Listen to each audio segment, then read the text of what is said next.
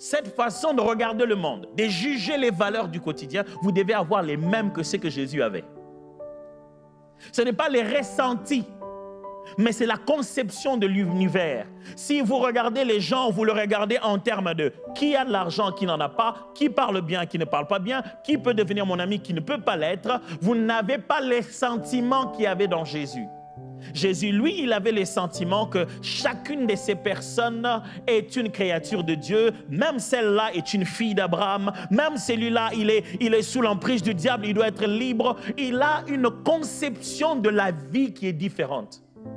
Ce n'est pas ressentir les émotions de pleurs ou de joie. Non, ce n'est pas pleurer pour Jésus qu'on appelle sentiment qu'il y avait en Christ. Non, non, non. Les sentiments qu'il y avait en Christ veut dire la mentalité qu'avait Jésus par rapport à l'humanité. Comment Jésus voyait le monde autour de lui.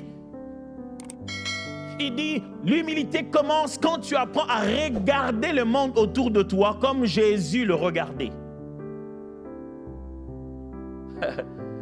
C'est intéressant à savoir que le mot ici qu'il utilise pour dire les sentiments, c'est justement le mot qu'il utilise lorsqu'il dit à Pierre, Pierre vient voir Jésus, il dit écoute, tu ne vas pas mourir, il ne faut pas raconter aux gens cette affaire, tu vois, les gens sont en train de te suivre, toi tu vas dire que tu meurs, c'est meurs.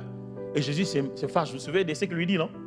Il dit, Matthieu 16, 23 dit, mais Jésus se retournant dit à Pierre, arrière de moi Satan.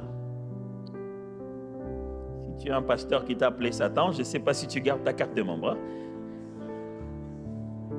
Arrière de moi, Satan. Tu mets en scandale, écoutez la suite, car tes pensées ne sont pas les pensées de Dieu, mais celles des hommes. Le mot pensée là-bas, c'est le mot que nous trouvons dans Philippiens qui a dit les sentiments qui étaient en Christ.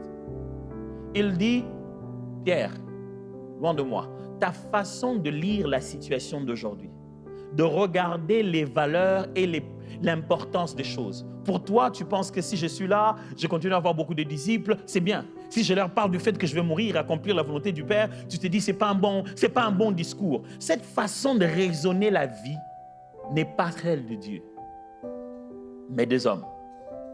Quelle est la façon de Jésus de raisonner la vie à ce moment-là? Je suis venu pour mourir pour les gens. Combien